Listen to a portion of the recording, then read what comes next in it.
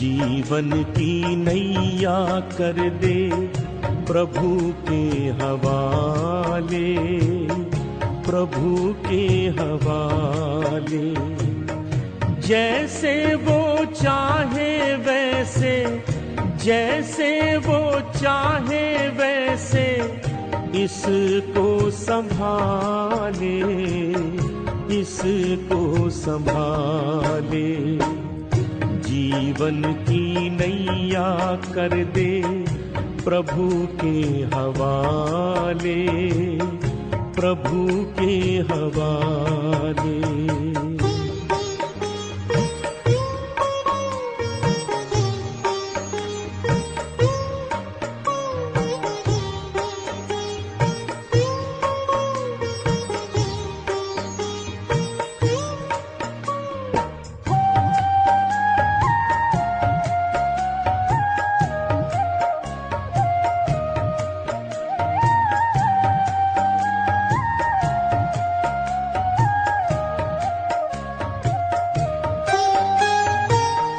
तन का न गर्व कीजय, ये तो विनाशी है।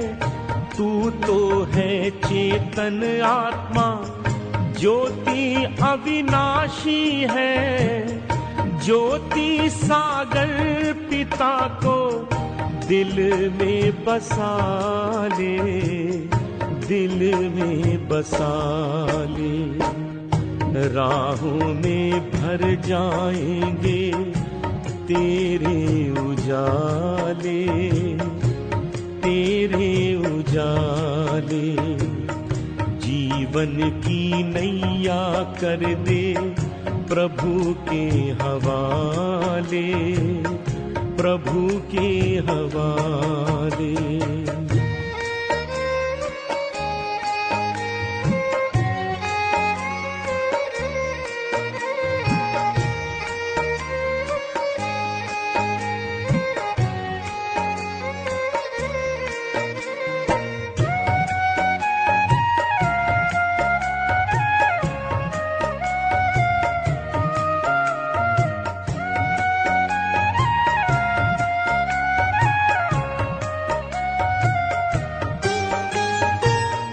पग पग पे मिलता है प्रभु का इशारा, इसके सहारे कर दे स्वाहा तू सारा।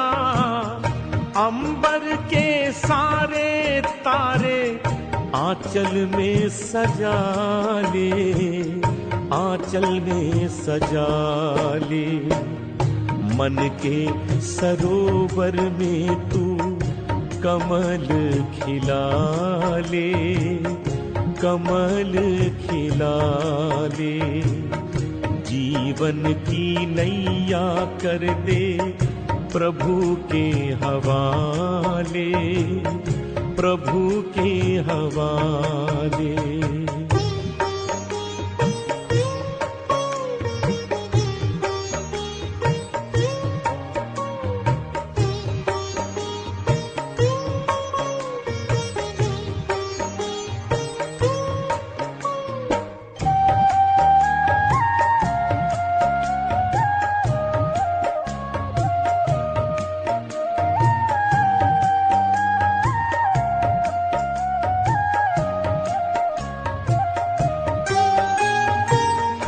दाता की देन कर दे दाता को अर्पण। मेरा मेरा ना कर तू हो जा समर्पण। तूफान के तोड़ घेरे भव से निकाले, भव से निकाले। दे दे पतवार काहे चिंता को पाले, चिंता को पाले। जीवन की नैया कर दे प्रभु के हवाले, प्रभु के हवाले। जैसे वो चाहे वैसे, जैसे वो चाहे वैसे इसको संभाले, इसको संभाले। जीवन की नैया कर दे प्रभु के हवाले, प्रभु के हवाले। जीवन की नैया कर दे प्रभु के हवाले, प्रभु के हवाले। जीवन की नैया कर दे प्रभु के हवाले, प्रभु के हवाले।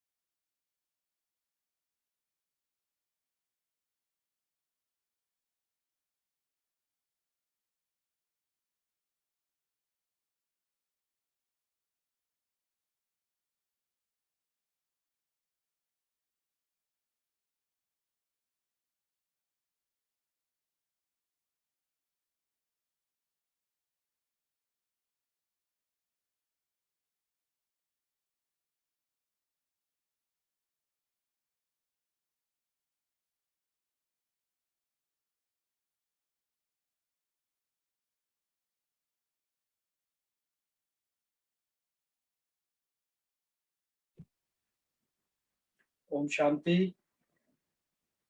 स्वागत है आप सभी का आज के सेशन में।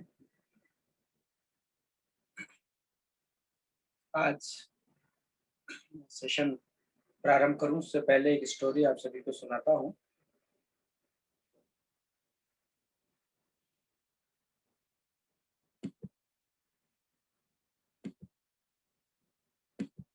आप सभी को आवाज मिल रही है हमारी?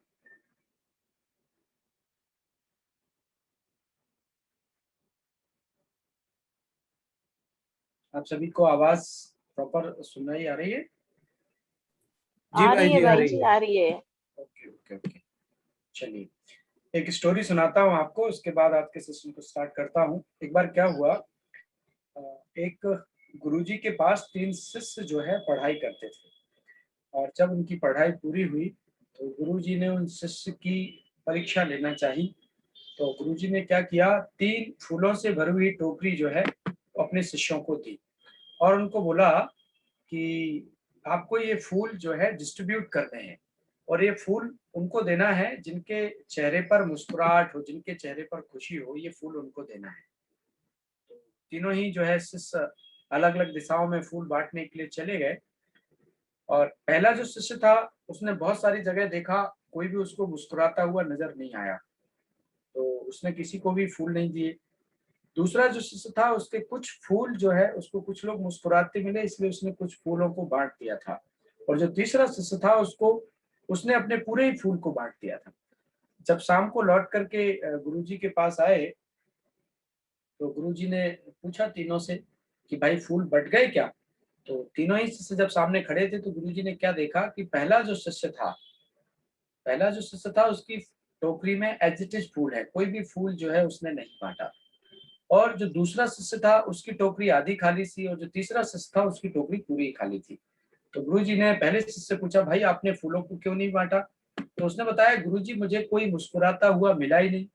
हाँ, मैं बहुत सारी जगह गया, आज देखा ना लोगों को कि लोगों के चेहरे पर खुशी नहीं होती, लोग कैसे गुमसुम से रहते हैं, ऐसा लगता है जैसे सारा कुछ इनका छिन गया हो, सब कुछ इनका चला गया हो, कुछ भी नहीं हो इनके जीवन में। लोगों के चेहरों पर खुशी नहीं होती। आज मैं बहुत सारे लोगों को मिलता हूँ, ऐसा लगता है जैसे सारी दुनिया का भार बोझ जो है इनके सिर पर हो। हाँ, लोग बड़े गुमसुम से रहते हैं, बड़े गुमसुम से घूमते हैं, तो गुरुजी ने पूछा भाई क्यों नहीं बांटे, कहता मुझे कोई मुस्कुराता नहीं मिला। हाँ? दूसरा जो शिष्य था उससे पूछा भाई आपने क्या किया, उसने कहा मुझे गुरुजी कुछ लोग मुस्कुराते हुए मिल गए इसलिए हमने फूल बांट दिए, कुछ नहीं मिले इसलिए हमारे फूल बच गए। तीसरा जो शिष्य था गुरुजी ने उससे पूछा कि आपने क्या किया, तो उसने कहा गुरुजी मैं जिसके पास भी जाता था मुझे कोई मुस्कुराता हुआ नहीं मिलता था, लेकिन मैं जिसके पास भी जाता था सबसे पहले मैं मुस्कुराता था और मुझे देख करके वो मुस्कुरा जाता था और मैं उसको फूल दे देता था, है ना। उसने कहा पहले मैं मुस्कुराता था, मुझे देख करके वो मुस्कुरा जाता था इसलिए और मैं उसको फूल दे देता था, तो इसलिए मेरे फूल फूल बट गए। तो पूरे फूल बट गए, इसीलिए गुरुजी ने कहा, गुरुजी ने तीसरे वाले को कहा ये सबसे उत्तम काम है। तो वास्तव में जीवन में जो चीज हमें चाहिए है वो हमें दूसरों को देनी पड़ेगी, और जब हम दूसरों को देंगे तो वही चीज फिर हमारे पास लौट करके आती है। ये जीवन का सिद्धांत है, आपको जो चाहिए वो आप देना शुरू करिए, तो आप देखेंगे कि सब कुछ जो है आपके जीवन में आ जाएगा जो आपको चाहिए है।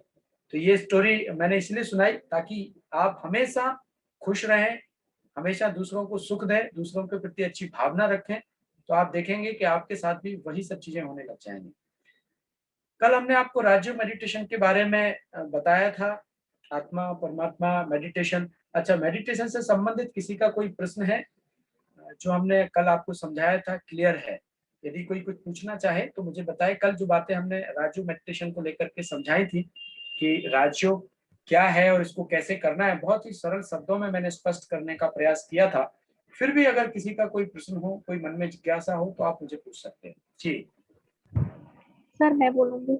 जी जी पूछिए प्लीज। सर मेडिटेशन सो के कर सकते हैं? जी हाँ, बिल्कुल कर तो सकते हैं, परंतु बैठ के करो तो अच्छा है। सो के कर सकते हैं, वो निद्रा योग हो जाएगा। आप नींद में जाना, नींद नहीं आ रही है तो आप मेडिटेशन करके सोएंगे तो नींद आ जाएगी आपको, बिल्कुल सर कर मेरे सकते हैं। घर जी एक एक प्रॉब्लम थी। मेरे जी घर में ना मेडिटेशन के खिलाफ रहते हैं। उनको ऐसा अच्छा लगता है कि मेडिटेशन करने से लोग सिर्फ अपने में ही मस्त रहते हैं, दूसरों के बारे में नहीं सोचते हैं। तो मेडिटेशन करने वालों को थोड़ा सा ये सीधी सी लैंग्वेज में करें तो पागल बोल देते हैं। तो कोई बात नहीं, आप अगर ऐसी सिचुएशन है तो आप जरूरी नहीं है कि बैठ के करें, आप चलते फिरते भी कर सकते हैं, घर में कार्य करते हुए भी कर सकते हैं, क्योंकि ये तो एक पूरी तरह से मन की प्रक्रिया है ना। इसमें आंख बंद करने की भी जरूरत नहीं होती। ज्यादातर लोग समझते हैं कि मेडिटेशन करने के लिए आंख बंद करके बैठना पड़ता है, पर मैं आपको स्पष्ट कर दूं कि आंख बंद करने की भी जरूरत नहीं है इसमें, क्योंकि जब आप आंख बंद करते हैं तो आपका मन जो है पूरी तरह से फ्री हो जाता है और वो सारी दुनिया में चक्कर लगा लेता है।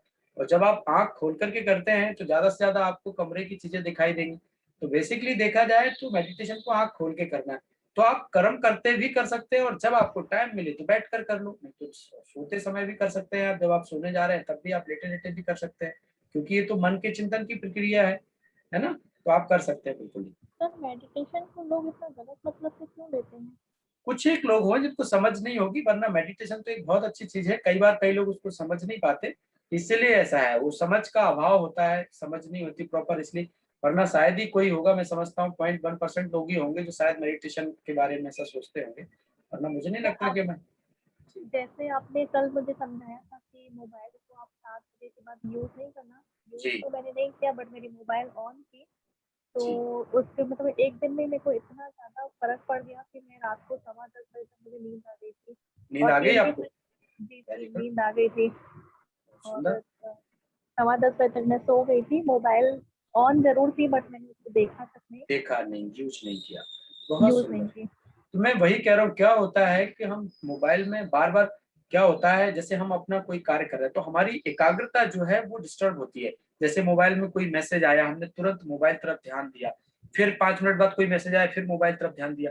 तो इससे क्या होता है, जो हमारा कंसंट्रेशन है ना वो डिस्टर्ब हो जाता है और उसकी वजह से बहुत सारी चीजें खराब हो जाती है। तो इसीलिए मोबाइल को एक निश्चित टाइम तक ही यूज करना चाहिए। मैंने कई बार इसके एक्सपेरिमेंट कई लोगों के साथ किए हैं। मोबाइल के जो दुष्प्रभाव है उसकी वजह से कई लोगों की नींदें जो है उड़ गई हैं। तो उसका इस्तेमाल एक निश्चित टाइम पर ही हमें करना चाहिए या आवश्यकता के अनुसार ही करना चाहिए। और खास करके आजकल तो मोबाइल में सोशल मीडिया और बहुत सारी चीजें, इस पे ज्यादा समय जो है लोग देते हैं, उसकी वजह से भी प्रॉब्लम है। तो कम से कम एक निश्चित समय निर्धारित कर लेना चाहिए। जैसे सुबह आपको लगता है तो 10-15 मिनट सुबह दे दीजिए, आप दोपहर में दे दीजिए या शाम को दे दीजिए, इस तरह से कर सकते हैं। अब आप मेरी बात करें तो मेरे पास दिन भर में बहुत सारे मैसेजेस आते हैं, पर मैं सारे मैसेज पर रिप्लाई नहीं करता कभी भी, और ना ही सारे मैसेजेस पढ़ता हूँ कभी भी। मुझे जब जरूरी होता है तब मैं फोन देखता हूँ, और जब जरूरी होता है जिनका उनको रिप्लाई करता हूँ, नहीं होता है तो मैं देखता भी नहीं। बहुत सारे मैसेज आते हैं मेरे पास। तो ये चीज आपको देखनी पड़ेगी कि आप, और मैं एक निश्चित टाइम पर ही उसको यूज करता हूँ, हर टाइम मैं यूज नहीं करता उसको। तो ये बहुत समझ की बात है। उसका कारण ये है कि मैं अपनी पॉजिटिविटी में और उन सब चीजों में व्यस्त रहता हूँ। तो ये आपने अच्छा किया कि एक दिन मोबाइल बंद किया और उसका बहुत अच्छा परिणाम आपको मिला, बधाई हो। आगे भी आप करेंगे तो और अच्छा परिणाम आपको मिलेगा जी। सर एक बात और सर, जैसे मैं मेडिटेशन करती हूँ, जी मैं कर तो सिर्फ 5 से 10 मिनट ही कर पाती हूँ, लेकिन सर जैसे सामने वाले लोगों को ऐसा लगता है कि उनको अच्छा नहीं लगता है देख के, मतलब मेरे अंदर नेगेटिविटी आ जाती है उनको देख के कि भाई मैं मेडिटेशन कर रही हूँ तो उनको क्यों प्रॉब्लम हो रही है, चाहे वो नहीं मेरे। जी, क्या होता है एक्चुअल में, वो प्रॉब्लम नहीं होती है, लेकिन लोगों को लगता है कि हमारे लिए तो कुछ नहीं किया जा रहा है। कहीं ऐसा कहीं कंफ्यूजन भी हो जाता है कई बार। ऐसा लगता है लोगों को कि हमारे लिए तो कुछ नहीं सोचा जा रहा है, हमारे लिए तो कुछ प्रेयर है या कुछ इस तरह की चीजें तो नहीं की जा रही है। इस वजह से भी लोग डिस्टर्ब हो जाते हैं कई बार। इसलिए मैं आपसे पूछ रही थी कि मैं सो के कर सकती हूँ क्या, जैसे आप कि बिल्कुल कर नहीं। सकती हो, जब आप सोने जाते हैं तब भी कर सकते हो, और जब आप घर में कार्य करते हैं तब भी आप कर सकती हो, कर्म करते भी कर सकती हो। सर उनकी लैंग्वेज पर ऐसे हो जाती है कि अब दूसरों के जैसे तो भी पागल हो जाएगी, तो मेरे अंदर नेगेटिविटी आ जाती है। नहीं, खैर आपको नेगेटिव नहीं होना चाहिए। मैं आपको एक स्पष्ट बहुत अच्छी बात बताता हूँ। इस सृष्टि पर हर व्यक्ति का अपना अपना पार्ट है, और हर व्यक्ति अपने अपने कर्मों के अनुसार अपना पार्ट बजा रहा है। मुझे किसी के भी पार्ट को देख करके दुखी नहीं होना है। हर व्यक्ति अपने अपनी जगह बेस्ट रोल प्ले कर रहा है, उसको जो रोल मिला है वो प्ले कर रहा है। लेकिन मैं दूसरे के रोल को नहीं बदल सकती, पर अपने रोल को बदल सकती हूँ। अगर उनकी नेगेटिव बातें, उनकी इस तरह की व्यवहार जो हमें पसंद नहीं है, उससे मैं डिस्टर्ब हो सकती हूँ, तो क्या मैं अपनी पॉजिटिविटी से उन पे अपना पॉजिटिव इफेक्ट नहीं डाल सकती? जी। तो वो चीज हमें करनी है। हमें अपनी मस्ती मस्त रहना है और पॉजिटिव रहना है। और अगर कोई मुझसे कुछ पूछता है, बात करता है, तो बड़े प्यार से उसका जवाब देना है पॉजिटिवली, और हमें किसी के प्रति नेगेटिव नहीं सोचना है। तो जो लोग नेगेटिव है, वो, उनकी नेगेटिव एनर्जी उन्हीं के पास रहेगी, हमारे पास नहीं आएगी। हम लोग उसको रिसीव नहीं करें। कई बार क्या होता है, हम लोग रिसीव कर लेते हैं उसको। कोई कुछ सोच रहा है, तुम सोचते हैं शायद ये मेरे बारे में तो नहीं सोच रहा, मुझे तो नहीं बोल रहा है। मेरे पे सब सोचने की जरूरत नहीं है। मैं सिर्फ पॉजिटिव सोचूं और पॉजिटिव ही व्यवहार करूं, तो आप देखेंगे कि थोड़े समय बाद उनका व्यवहार भी बदल जाएगा। और ऐसी स्थिति में मैं आपको एक तरीका बता देता हूं, आप इसको अगर प्रैक्टिकल करेंगे तो बहुत फायदा आपको मिलेगा। आप जब भी मेडिटेशन करते हैं तो अपने उन लोगों को, उन सदस्यों को आप शुभ भावना दीजिए। परमात्मा से शक्तियां मेरे पास आ रही हैं और मुझसे निकल करके उन सबके पास जा रही हैं, जिन लोगों से आपको किसी भी प्रकार की नेगेटिविटी फील होती है या जिन लोगों से अच्छा व्यवहार महसूस नहीं होता है। तो आप देखेंगे, आप उनमें पावर भरिए कि परमात्मा की शक्ति से उनका व्यवहार पॉजिटिव हो रहा है, वैसा पॉजिटिव हो रहा है, और सब कुछ बहुत अच्छा होता जा रहा है। तो आप देखेंगे कुछ ही दिनों में ये सब चीजें ठीक हो जाएंगी। जी। आप वैसे कहाँ से बात कर रहे हैं? छत्तीसगढ़ भाटापारा सर। जी, रायपुर छत्तीसगढ़ सर। अच्छा, रायपुर छत्तीसगढ़। चलिए, बहुत अच्छी बात है। आप रेगुलर मेडिटेशन की प्रैक्टिस करते रहें, आपको बहुत अच्छा लाभ इसमें मिलेगा, है ना? जी। जी जी। और कोई कुछ पूछना चाहे मेडिटेशन के रिगार्डिंग, जो हमने कल बताया था, क्लियर है? मेडिटेशन करना कैसे है, क्लियर है सभी को? शक्ति इसमें दिखा रही है, विस्तार को संकीर्ण करने की शक्ति, पावर टू विथड्रॉ, है ना? जैसे कछुआ होता है, जब चाहे अपनी कर्मेंद्रियों को बाहर कर लेता है और जब चाहे अपनी कर्मेंद्रियों को अंदर कर लेता है। तो ये राजयोग मेडिटेशन के द्वारा पहली शक्ति हमारे जीवन में आती है, पावर टू विथड्रॉ, विस्तार को संकीर्ण करने की शक्ति। जैसे कछुआ होता है, जब चाहे अपनी कर्मेंद्रियों को अंदर कर ले और जब चाहे बाहर कर ले। ऐसे हम कहते हैं ना, हम ऐसा बोलना नहीं चाहते थे लेकिन बोल दिया, ऐसा करना नहीं चाहते थे लेकिन कर लिया। इसका मतलब ये है कि मेरा मेरी कर्मेंद्रियों पर नियंत्रण नहीं होता है। तो हम जब राजयोग का अभ्यास करते हैं तो पहली शक्ति जो हमारे अंदर आती है वो है विस्तार को संकीर्ण करने की शक्ति, पावर टू विथड्रॉ। और दूसरी शक्ति इस चित्र में आप जो देख रहे होंगे वो है समेटने की शक्ति, पावर टू पैकअप। जैसे आप कहीं बाहर जाते हैं तो एक बैग में आपका, एक बैग या दो बैग में आपका जरूरी सारा सामान आ जाता है जो आपके लिए आवश्यक होता है। इसको हम कहते हैं समेटने की शक्ति, है ना? ऐसे ही हमारी बुद्धि का बिस्तरा जो इधर उधर फैला हुआ है, ये करना है वो करना है, जब हम अपने मन बुद्धि को एकाग्र करते हैं तो हमारी बुद्धि इधर उधर भागती है। तो राजयोग मेडिटेशन के नित्य प्रतिदिन अभ्यास करने से दूसरी जो शक्ति हमारे अंदर आती है वो आती है पावर टू पैकअप, समेटने की शक्ति। माने हम अपनी बुद्धि को जब चाहें, जहां चाहें, जितना समय चाहें, एकाग्र करना चाहें, हम कर सकते हैं। ये दूसरी शक्ति जो है हमारे अंदर आती है। तीसरी जो शक्ति है वो है सहन शक्ति, है ना, पावर टू टॉलरेट। जैसे आप देख रहे होंगे इस चित्र में, ऊपर से राइट साइड में तीसरे नंबर पे अगर आप देखेंगे तो सहन शक्ति दिखाई दे रही है। इसमें दिखाया गया है कि एक बच्चा एक पेड़ में पत्थर मार रहा है, लेकिन वो पेड़ उसको क्या दे रहा है, फल दे रहा है। तो ये सहन शक्ति है। जब हम मेडिटेशन का अभ्यास करते हैं तो तीसरी जो शक्ति हमारे अंदर आती है वो आती है टॉलरेंस पावर, है ना, पावर टू टॉलरेट। तीसरी जो शक्ति है वो है समाने की शक्ति, पावर टू एडजस्ट। जैसे आप देखेंगे समुद्र में कितनी भी नदियां जाकर के मिलती है, लेकिन कभी बाढ़ नहीं आती, वो सबको समा लेता है।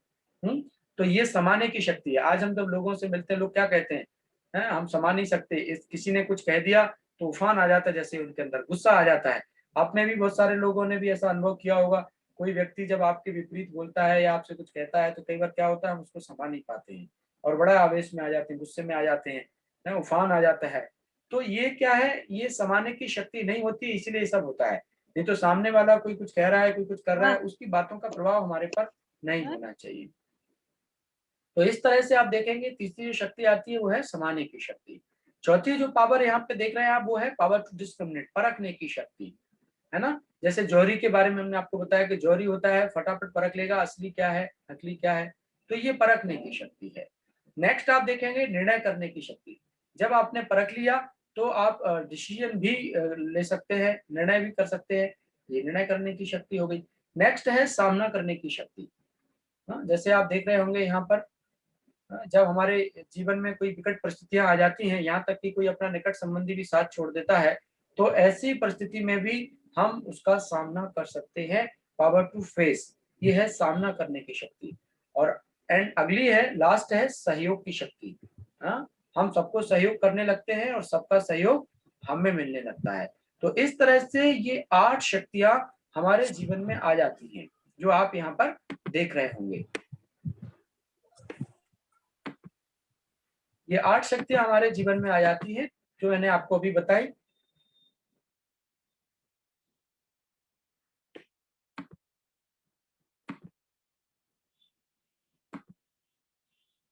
ठीक है ना।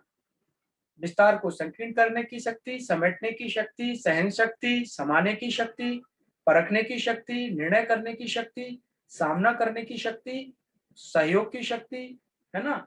ये सारी शक्तियां जो है हमारे जीवन में आ जाती हैं। अब मैं आपसे पूछता हूँ, ये शक्तियां अगर जीवन में होती है तो अपने आप काम करती हैं, ऑटोमेटिकली काम करती हैं। लेकिन आज मनुष्य के जीवन से सारी की सारी शक्तियां जो है खत्म हो गई। अब कौन सी शक्ति का प्रयोग कहाँ करना है, ये कौन बताएगा? कोई एग्जाम्पल देकर के बताया कि कौन सी शक्ति को प्रयोग हमें कहाँ करना चाहिए। बता सकता है कोई?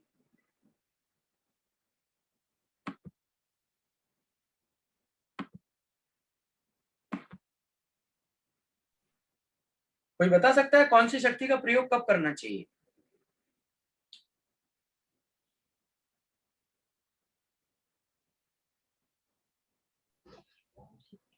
हेलो। जी जी बताइए। हाँ जी, ओम शांति भाई जी। अच्छा। मैं बताना चाह रही थी आपको, मतलब जितना मैं समझ पा रही हूँ उसके लिए कि अलग अलग है सारी, जैसे सामना करने की शक्ति भी अलग है, मतलब जरूरत पड़ने पर ये हम किसी भी शक्ति का उपयोग कर सकते हैं अगर हमें पता हो तो। है सब हमारे अंदर पर हम उसको जानते ही नहीं है, इसलिए शायद हम नहीं कर पाते हैं। पर जैसी परिस्थिति बनती है, जैसे सारी अलग अलग हैं, तो हम एक उसमें तो शायद नहीं हो सकता, मेरी जहां तक समझ है। अच्छा, बाकी आप आप बताइए। ऐसे बताइए, जैसे सहन करना और सामना करना, ये 2 शक्तियां हैं। आप जी बता सकते हैं मुझे कब सहन करना चाहिए, किस परिस्थिति में, और कब सामना करना चाहिए? बिल्कुल। जी। जहां तक सहन करने का प्रश्न है वहां तक है कि अपन से मतलब कोई गुस्सा कर रहा है, कोई झगड़ा कर रहा है, मतलब लोगों की आदत रहती है बिना वजह परेशान करने की, अपनी गलती नहीं होती तो भी वहां आपकी थोड़ी सहन शक्ति आपको बढ़ानी पड़ती है कि वो उसका नेचर है, वो उसका स्वभाव है, बिहेवियर है, वो जो भी कर रहा है। सामना करने की शक्ति है, कोई कष्ट कोई दुख जीवन में आ गया तो हम उसे बाबा की से प्रार्थना करके ईश्वर के साथ में उसका बिल्कुल निष्ठा पूर्वक सामना करें कि वो हमें शक्ति दे तो हम उस कष्ट से निजात पा जाए, मेरे ख्याल से। वेरी गुड, आपने बिल्कुल सही बताया कि कोई परिस्थिति जब हमारे जीवन में आती है तो हमें उसका सामना करना चाहिए। हमेशा परिस्थितियों से कभी डरना नहीं चाहिए। जो भी परिस्थिति आए, चाहे कितनी भी बड़ी परिस्थिति हो, कितनी बड़ी समस्या हो, हमें उसका सामना करना चाहिए। और सहन हमें हमेशा अपनों को करना चाहिए, जो हमारे अपने हैं, जिनके साथ हम खेल खेल रहे हैं, सृष्टि रूपी रंगमंच पर अभिनय कर रहे हैं, उनके साथ कभी टकरार नहीं करनी चाहिए। कोशिश करके अपनों को हमेशा टॉलरेट करना चाहिए, है ना? क्योंकि अगर एक बार आपके संबंधों में दरार पड़ गई, एक बार अगर आपके संबंधों में टकरार हो गई, तो दोबारा से आप उन संबंधों को वैसा नहीं बना सकते। इसलिए अपनों को हमेशा सहन करना चाहिए और परिस्थितियों का हमेशा सामना करना चाहिए। पर दुनिया में लोग उल्टा करते हैं, परिस्थितियों का सामना करने की बजाय सहन करने भिड़ जाते हैं और अपने लोगों का सामना करने भिड़ जाते हैं। कोई परिस्थिति आ गई, कोई समस्या आ गई, तो कहते हैं क्या करें साहब, भगवान की मर्जी है, अब हम कुछ नहीं कर सकते, अब ठीक है करना। ऐसा नहीं है। जीवन में कोई भी परिस्थिति आती है, कभी भी नहीं डरना चाहिए। जो भी परिस्थिति आई है उसका सामना करना चाहिए, जो होगा देखेंगे। और अपनों को हमेशा टॉलरेट करना चाहिए। अच्छा, ऐसे ही अन्य जो शक्ति है, जैसे परखने की शक्ति और निर्णय करने की शक्ति, इसके बारे में कोई बताए, कब परखना चाहिए, कब निर्णय करना चाहिए, कहाँ पर काम करती है शक्ति? जी, काफी सारे लोग हैं ग्रुप में, सब लोग पार्टिसिपेट करें, सब लोग अपनी अपनी बात रखें, तो मुझे भी अच्छा लगेगा इंटरेक्ट करने में, और मैं और अच्छे ढंग से आपको बता पाऊंगा अगर आप लोग सब उत्तर देंगे तो। जी, परखने की शक्ति और निर्णय करने की शक्ति, ये दो शक्तियां हैं, कहाँ काम करती हैं, कौन बताएगा?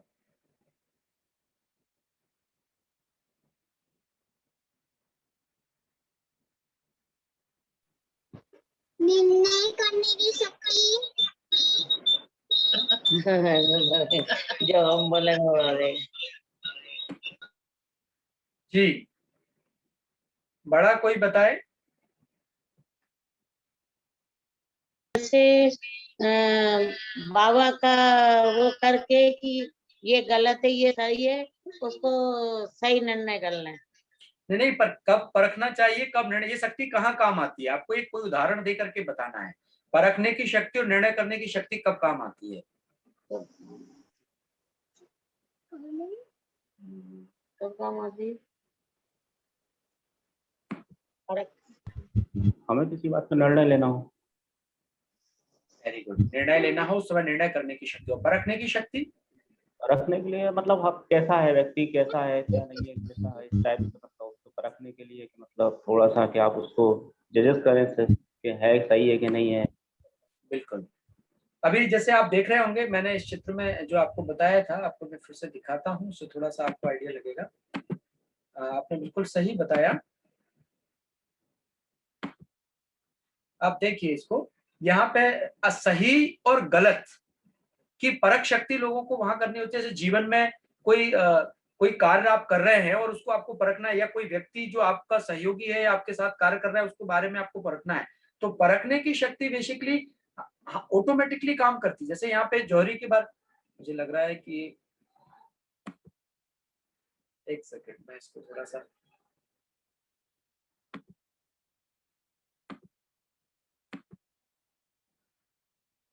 जी,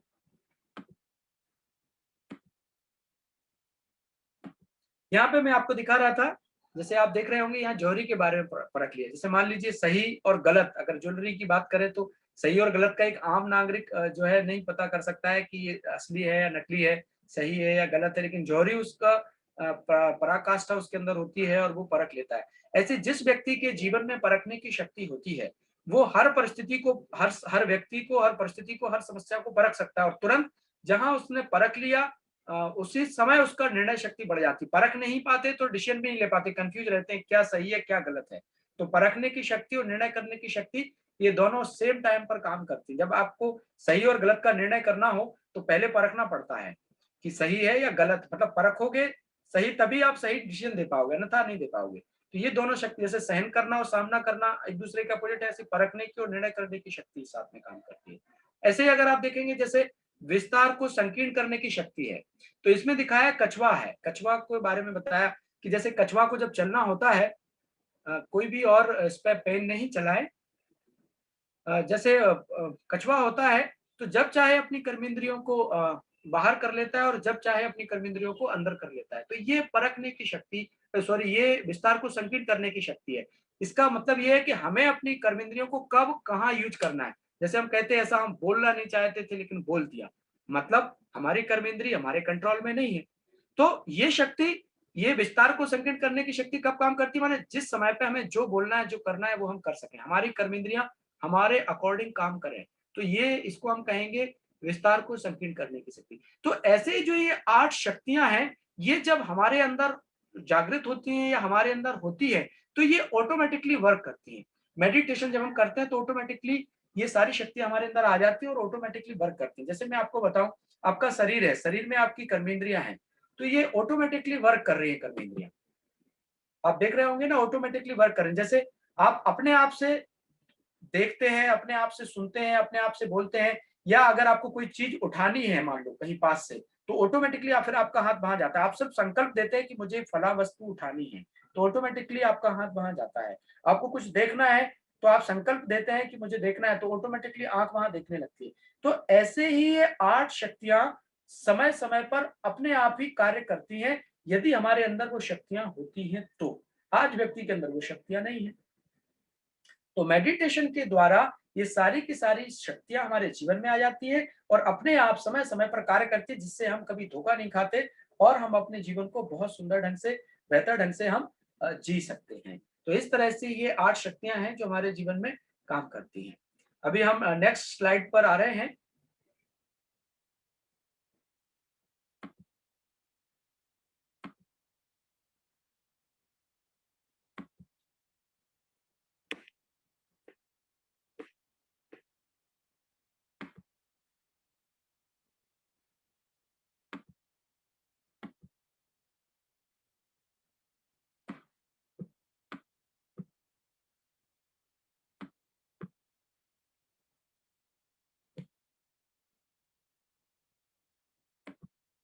अब आप ये देखिए, यहाँ पे राजयोग का अभ्यास करने के लिए यहाँ पे 4 पिलर दिखाए हुए हैं, शायद आपको नहीं दिख रहा होगा।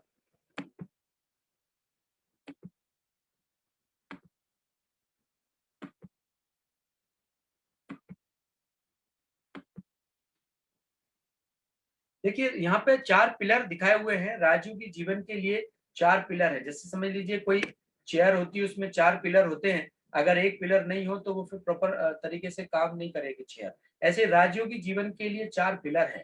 जो व्यक्ति इन 4 पिलरों, 4 बातों को फॉलो करता है, वो सहज ही अपने मन की तार जो है उस परमात्मा के साथ जोड़ सकता है। जैसे आप देखेंगे सबसे पहला जो है वो है, आप देखेंगे purity of mind and relationship, संबंधों में पवित्रता, मन में भी पवित्र विचार हो और हमारे संबंध भी पवित्र हो। ठीक है। दूसरा है प्योर एंड सात्विक फूड, शुद्ध अन्न। अन्न का हमारे मन पर 100% इफेक्ट होता है। कहते हैं ना, जैसा खाएंगे अन्न वैसा बनेगा मन। अन्न का हमारे मन पर 100% असर होता है। अगर मान लीजिए आपके घर में या आप बाहर में कहीं भोजन कर रहे हैं और भोजन बनाने वाला चिंता कर रहा है, या भोजन बनाने वाला लड़ाई झगड़ा कर रहा है, या मन ही मन टेंशन में है, तो आप देखिएगा जो भी व्यक्ति उस भोजन को ग्रहण करेगा वो सारे के सारे वाइब्रेशन उसके पास जाएंगे। है, अन्न का पूरा के पूरा असर जो है हमारे मन बुद्धि पर पड़ता है। तो इसलिए कहते हैं शुद्ध अन्न करो, शुद्ध भोजन खाओ। इसलिए घर में बना हुआ भोजन खाना चाहिए, हमेशा बाहर नहीं खाना चाहिए। क्योंकि बाहर में जो लोग भोजन बनाते हैं वो कोई शांति में रह के तो बनाते नहीं है, वैष्णव में रह के बनाते हैं, टेंशन में रह के बनाते हैं, है ना। इसलिए वो सब चीजें हमको प्रभावित करती है। और या फिर कभी ऐसी स्थिति में आपको खाना भी पड़ जाए तो आप 2 मिनट परमात्मा को याद करो, उससे शक्तियां लो, उस भोजन में दो, फिर जाकर के आप भोजन करो। तो ये जो है शुद्ध अन्न, अन्न की बात हो गई। अन्न का हमारे मन पर गहरा प्रभाव पड़ता है। फिर आप देखेंगे कंपनी ऑफ द ट्रुथ, माने सत्संग, सत्य का संग करना। और सत्य कौन है? सत्य ईश्वर है। हाँ? ईश्वर के साथ का अनुभव करना, सत्संग, रोज उसके महावाक्यों को सुनना, उसके द्वारा बताई हुई जो श्रीमत है, उसके द्वारा बताए हुए जो रास्ता है उन पर चलना, और परमात्मा का सिमरण या परमात्मा के साथ की अनुभूति सदैव करना। परमात्मा के सत्य का संग, सत्संग कहते हैं ना, सत्संग माने सत्य का संग करना। और नेक्स्ट है आपका ये जो है आपका दैवी गुण है, डिवाइन वर्च्यूज जो आप देख रहे हैं। तो ये 4 पिलर है जीवन में, सत्संग, सेलिवेशी, शुद्ध अन्न और डिवाइन वर्च्यू माने दैवी गुण। ये 4 चीजें अगर व्यक्ति के जीवन में है तो स्वतः ही उसका जीवन श्रेष्ठ हो जाता है और स्वतः ही उसके मन की तार परमात्मा से जुड़ जाती है।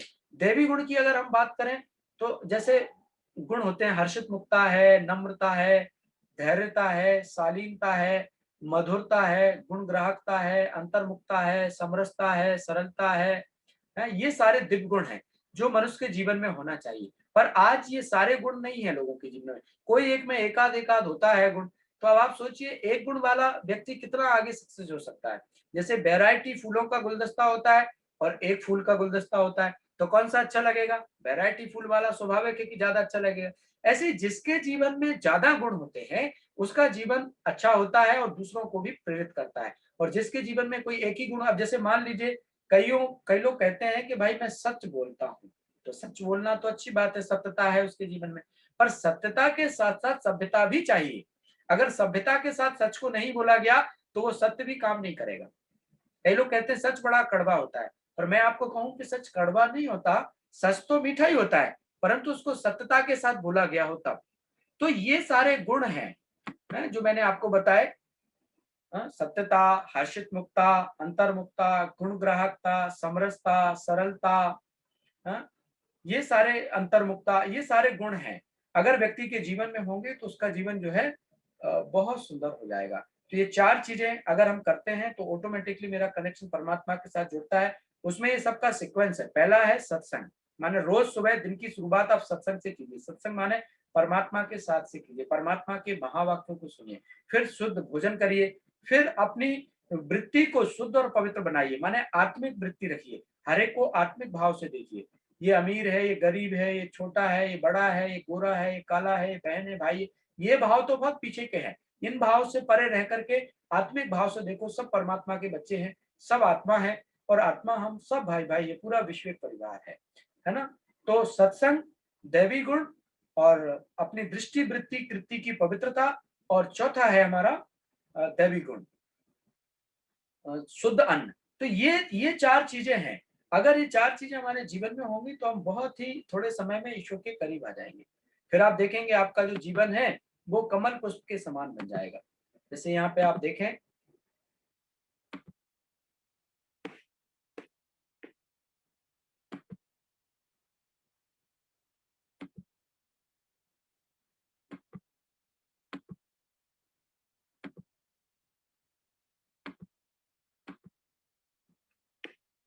यहाँ पे आप देखिए जीवन को कमल पुष्प समान कैसे बनाए।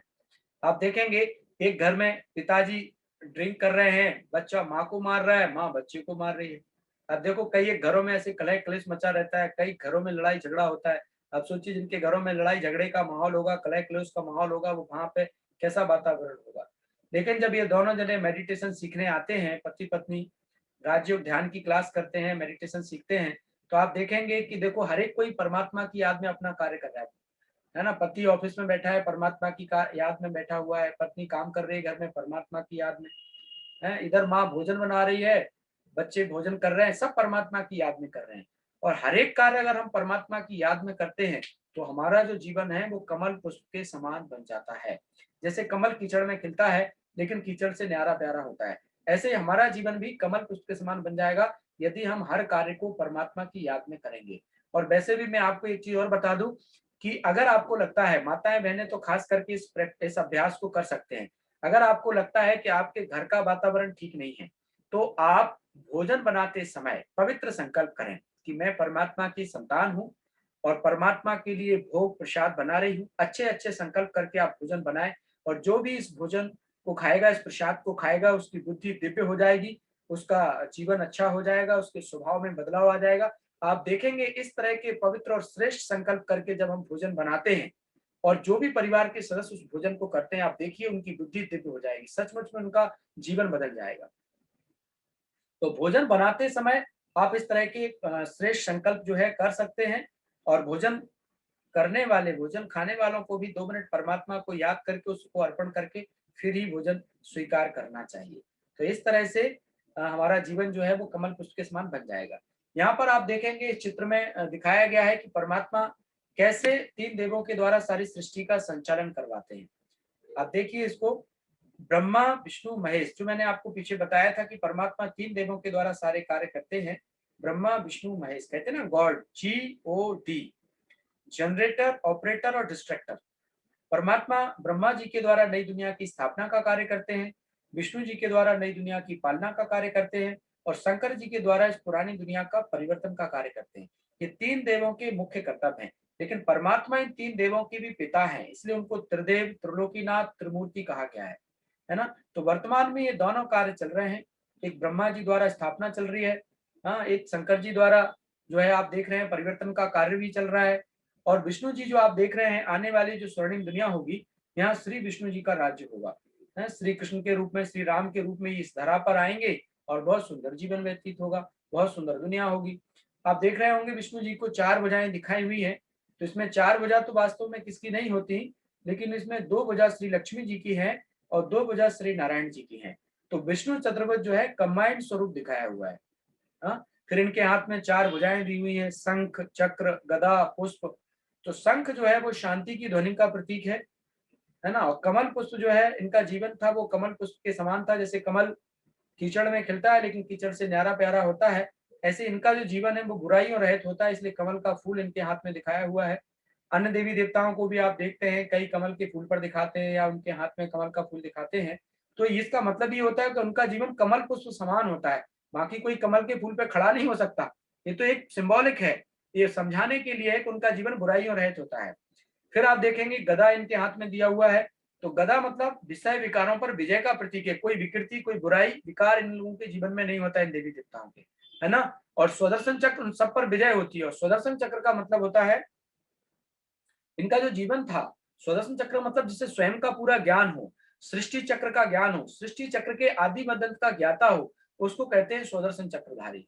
तो ये 4 अलंकार हैं। लोग समझते हैं चक्र गया गला काट के वापस आ गया, वास्तव में देवी देवताएं कभी किसी की हिंसा नहीं करते, उनको हिंसा करने की जरूरत नहीं होती। तो ये 4 अलंकार है, ये सिंबॉलिक है, किसी ना किसी बात को बात के प्रतीक हैं। ऐसे आपने देखा होगा कोई भी ये पेन नहीं चलाए इस पे स्लाइड पर, प्लीज जो भी चला रहे हैं वो बंद कर दें।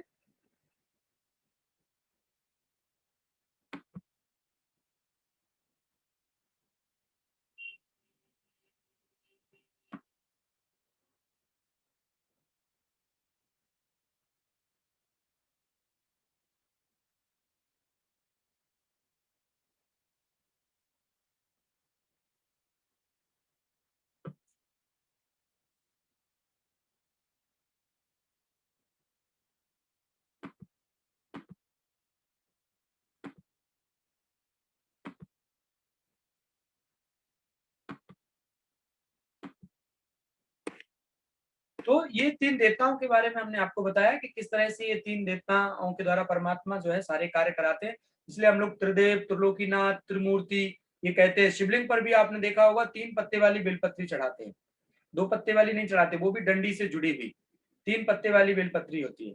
इसका मतलब ये होता है कि परमात्मा तीनों देवों के पिता हैं, इसलिए 3 पत्ते वाली बेलपत्री चढ़ाते हैं।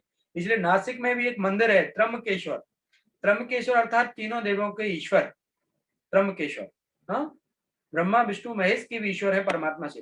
कई सारे लोग भूलवश शिव जी शंकर जी को एक ही समझ लेते हैं, जबकि ये दोनों ही अलग अलग हैं। आप इस चित्र में देखेंगे राइट साइड, मेरे राइट साइड में आप जो देख रहे हैं ये शिव जी है जो आप शिवलिंग के रूप में देख रहे हैं, और जो आकारी प्रतिमा के रूप में देख रहे हैं शंकर जी, जो आपको इनको दिख रहा है सांप डला हुआ है गले में, ये शंकर जी है। तो शिव और शंकर में डिफरेंस है। शिव पिता है, शंकर उनकी रचना है, शंकर पुत्र है। शिव रचयिता है, शंकर रचना है। हाँ? शिव परमधाम में रहते, शंकर जी सूक्ष्म लोक में रहते। शिव निराकारी है जबकि शंकर जी आकारी है। हाँ? शिव अजन्मा है। आप देख रहे हैं कि शिव जो है उनका जो स्वरूप है वो प्रकाश पुंज है। शिवलिंग के बीच में जो 3 लाइन होती है, बीच में जो पॉइंट है वो परमात्मा का स्वरूप है। शंकर जी हमेशा उस शिव का ध्यान करते हैं, इसलिए आपने देखा होगा शंकर जी की हर फोटो के सामने शिवलिंग होता है, शंकर जी खुद उस शिव को ध्यान कर रहे होते हैं। तो वास्तव में शिव जो है वो सारी दुनिया का पिता है, सभी का पिता है, और उसका जो स्वरूप है वो प्रकाश पुंज है। अब उसको कैसे पूजे, इसलिए इतना बड़ा शिवलिंग बनाया हुआ है। इसलिए शिवलिंग का एक बहुत फेमस नाम होता है ज्योतिर्लिंगम। हाँ, ज्योति माने प्रकाश, लिंग माने स्वरूप। तो परमात्मा प्रकाश स्वरूप है। दोनों के नाम अलग है, धाम अलग है, काम अलग है। शिव शंकर, पिता पुत्र, रचयिता रचना, देवता और परमात्मा, दोनों में ये डिफरेंस है ना। शिव परमात्मा जबकि शंकर जी देवात्मा है। और फिर आप देखेंगे कि ऐसा कोई भी मंदिर नहीं होगा दुनिया में जिसमें शिवलिंग नहीं हो। मंदिर किसी का भी हो, शिवलिंग अवश्य होता है। क्योंकि शिव जो है वो सबके पिता है, इसलिए शिवलिंग सब मंदिरों में मिलता है जनरली, है ना। और परमात्मा शिव के अवतरण की यादगार हम सब शिवरात्रि मनाते हैं। आप देखिए, दो ही शक्तियों के साथ रात्रि लगता है, या तो शिवरात्रि या नवरात्रि, है, किसी के साथ रात्रि नहीं आता, सिर्फ दो ही शक्तियों के साथ रात्रि आता है। तो रात्रि जो शब्द है वो अज्ञान अंधकार का प्रतीक है।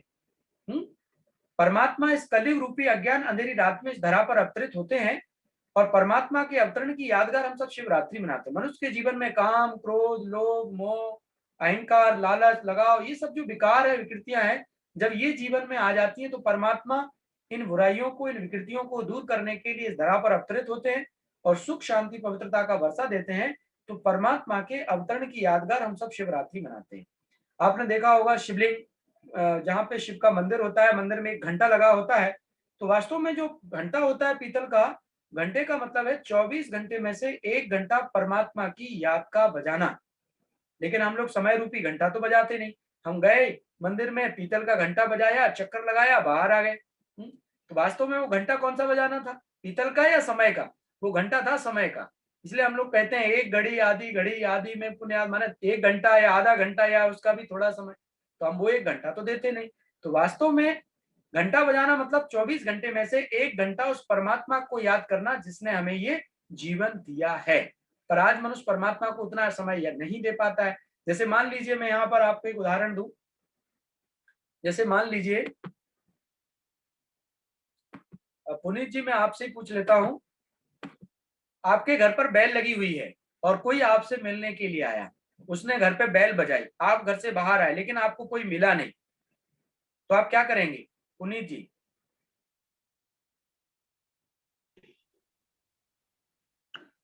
अंदर आ तो बैल बजाई जी। तो उससे नाम पूछेंगे, कोई मिला कहाँ ही से नहीं। आए। नहीं, कोई मिला नहीं, आप घर के बाहर आए, उसने बैल बजाई पर आपको कोई मिला नहीं, तो आप क्या करेंगे? वापस अंदर चले जाएंगे ना? चले जाएंगे। जी। हाँ, फिर हर 10 मिनट बाद कोई ना कोई आपके घर की बैल बजा जाता है लेकिन आपको मिलता नहीं है बाहर, तो आप क्या करेंगे?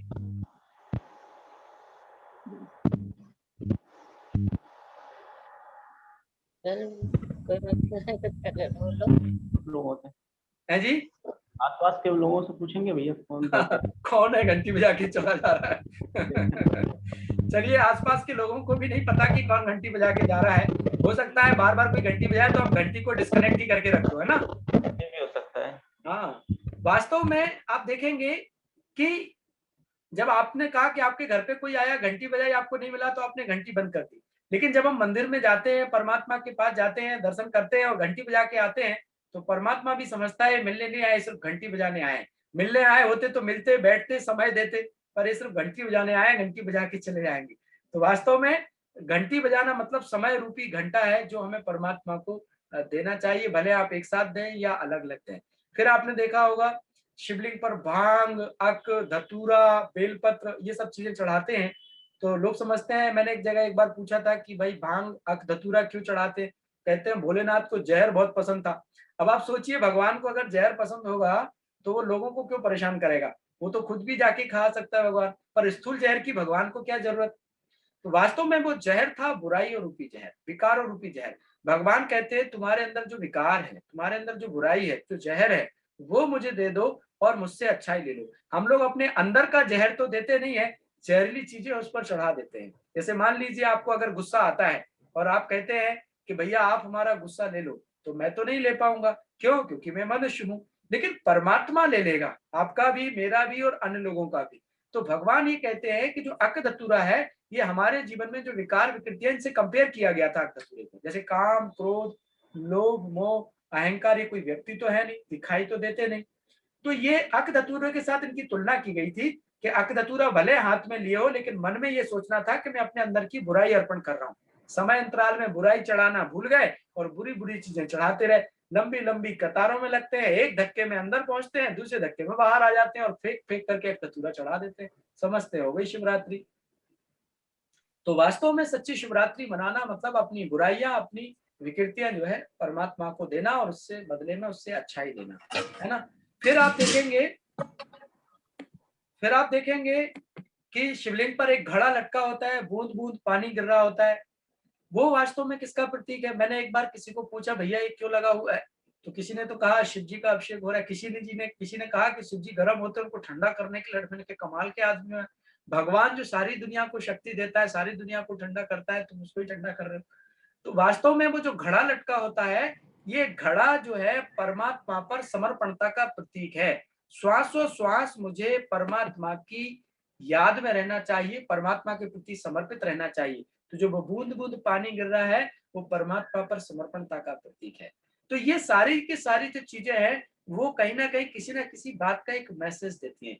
बेर चढ़ाते माने बैर चढ़ाओ, है अपनी बुराइयां जो है, अपनी जो बैर है वो सब चढ़ाओ। वो तो हम चढ़ाते नहीं, बेर चढ़ा देते। तो सच्ची शिवरात्रि मनाना मतलब अपनी बुराइयां शिव को अर्पण करना। और शिवरात्रि जो त्योहार है वो परमात्मा के अवतरण का यादगार है। कई लोग कहते हैं कि ये तो शिव की और पार्वती का शादी का उत्सव है, विवाह उत्सव है। तो आप इसको ऐसे समझ लीजिए, कहते हैं ना पार्वती जी ने तपस्या की थी तब जाकर के शिव को प्राप्त किया था। तो परमात्मा शिव जो है साजन है, और हम सब जो है वो पार्वतियां हैं। जो लोग सच्ची दिल से परमात्मा को याद करते हैं वो तो पार्वती कहलाते हैं, और जो याद नहीं करते वो सब बराती कहलाते हैं। परमात्मा जब इस धरा पर आते हैं तो जिन्होंने अच्छी रीति उनको याद किया है वो तो पार्वती बन के उसके साथ चलते हैं, और जिन्होंने याद नहीं किया है वो बाराती बन के उसके पीछे जाते हैं। तो हमारी और आपकी तरह स्थूल बारात नहीं होती उनकी, जिसमें भूत प्रेत नर किन्नर ये सब जाते हैं। वास्तव में वो बारात ये होती है कि जब परमात्मा इस धरती पर आते हैं तो जितने भी मनुष्य हैं उन सबको अपने साथ ले जाते हैं। और जिन लोगों ने उसको याद किया वो तो पार्वती बनते हैं, तपस्या की वो उनके साथ जाते हैं, और जिन्होंने याद नहीं किया वो पीछे पीछे आते हैं। ये है उसका मतलब। तो आप शिव का विवाह उत्सव कहो, अवतरण दिवस कहो, तो ये शिवरात्रि सृष्टि परिवर्तन की वेला का यादगार है। कलयुग रूपी अज्ञान अंधकार में परमात्मा धरती पर आते हैं और सत्ययुग रूपी दिन में जो है उसको बदल देते हैं। तो अभी ये सृष्टि के परिवर्तन का समय चल रहा है, और परमात्मा इस सृष्टि को परिवर्तन करने की इस धरा पर आए हुए हैं। सभी मनुष्यों को चाहिए कि वो अपनी बुराइयों की आहुति जो है दे दें और अपने जीवन को दिव्य गुणों से भरें। परमात्मा को याद करें तो उनका जीवन सुंदर बन जाएगा। तो इस तरह से ये शिव और शंकर में डिफरेंस और शिवरात्रि का मीनिंग है। रात्रि मतलब अज्ञान अंधकार का प्रतीक है, इसलिए शिवरात्रि और नवरात्रि। तो जो कार्य शिव का है वही देवियों का कार्य है, इसलिए नवरात्रि मनाते हैं, है ना। बाकी किसी के साथ रात्रि नहीं लगती। जैसे श्री कृष्ण जी का जन्म भी रात को दिखाते हैं, लेकिन जन्म रात नहीं बोलते, उसको जन्माष्टमी बोलते हैं। तो परमात्मा के साथ रात बोली तो रात का मतलब यह है इस अज्ञान अंधेरी रात। परमात्मा इस कलयुग रूपी सृष्टि पर अज्ञान अंधेरी रात में इस धरती पर आते हैं और मनुष्य को दुख से छुड़ा देते हैं। चलिए, अभी ये तो हो गया पूरा। किसी को कुछ पूछना है इसमें? जो अभी बताया आपको इससे संबंधित किसी को कुछ पूछना है?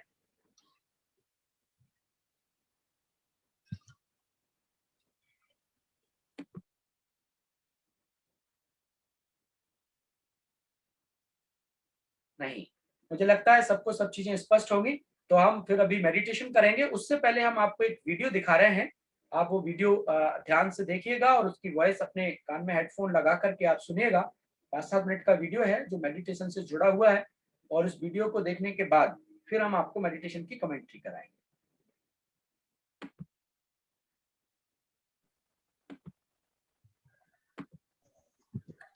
हेलो जी जी जी भाई जी, मेरा एक क्वेश्चन था, अभी पूछूं या बाद में पूछूं?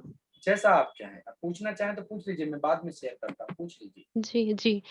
मैं आपको ये पूछ रही थी कि ना, जैसे एग्जाम्पल से आपको समझाती हूँ। जैसे कोई है, किसी की हैबिट बुरी है, जैसे लाइक किसी को सिगरेट पीने की हैबिट है, वो दिन में करीबन 50-60 सिगरेट पी जाता है।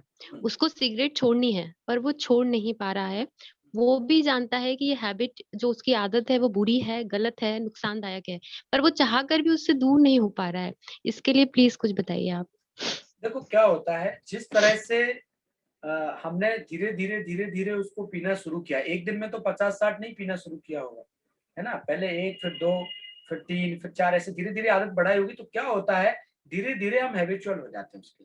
तो आप एकदम छोड़ेंगे तो शायद नहीं छोड़ पाएंगे, लेकिन अगर वो व्यक्ति सचमुच में छोड़ना चाहता है तो क्या करे, पहले उसकी संख्या आधी करे 1 हफ्ते तक, और अगले 1 हफ्ते उसकी आधी संख्या करे, उसके अगले हफ्ते उसकी आधी संख्या करे। तो महीने से 1.5 महीने के अंदर वो धीरे धीरे हैबिट उसकी कम की होती जाएगी और धीरे धीरे छूट जाएगी, अगर सचमुच छोड़ना चाह रहा है तो। और एक बार में छोड़ेगा तो नहीं छोड़ पाएगा। तो ये इसका एक बहुत अच्छा तरीका है अगर छोड़ना चाहता है तो। और अगर नहीं छोड़ना चाहता है तो फिर उसके लिए शुभ भावना रखनी पड़ेगी, है, शकाश देना पड़ेगा, अच्छी भावनाएं, अच्छे वाइब्रेशन देने पड़ेंगे, तो धीरे धीरे वो छूट जाएगी। ऐसे भी कर सकते हैं जी। स्पष्ट है?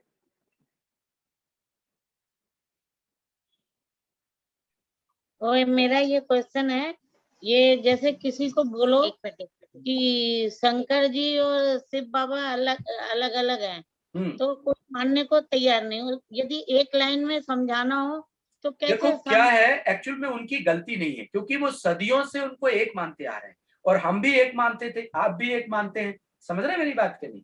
सदियों से हम लोग उनको एक मानते आ रहे हैं, तो एक बार में कैसे समझ जाएंगे? लेकिन हाँ, जब आप उनको परमात्मा शिव का परिचय देंगे पहले कि परमात्मा ज्योति स्वरूप है, प्रकाश पुंज है, तो फिर उनको समझ में आता है कि हाँ भाई, शिव और शंकर अलग अलग है। आप देखिए, शंकर जी को कहते हैं विनाश करने वाले, विनाश करता। अब आप देखिए परमात्मा विनाश कैसे करेंगे? कहते हैं ना, शंकर जी की तीसरी आंख खुल जाए तो विनाश, तो परमात्मा तो कल्याणकारी है, विनाश कैसे करेंगे? तो वास्तव में ये समझाने के लिए बहुत अच्छा है कि शंकर जी परमात्मा की एक रचना है, जिनके द्वारा परमात्मा एक कार्य कराते हैं। ब्रह्मा, विष्णु, महेश, और शिव जो है वो इनकी देवों के पिता हैं। दूसरी भाषा में आप ऐसे भी कह सकते हैं कि शंकर जी हमेशा ध्यान करते हैं, वो खुद भी शिव का ध्यान कर रहे होते हैं। अगर शिव और शंकर एक ही है तो शंकर जी ध्यान किसका कर रहे हैं? इसलिए उनका नाम भी अलग है, शिव शंकर। शिव रात्रि कहते हैं, कभी हम शंकर रात्रि नहीं कहते। ओम नमः शिवाय कहते हैं, कभी ओम नमः शंकराय नहीं कहते, है ना?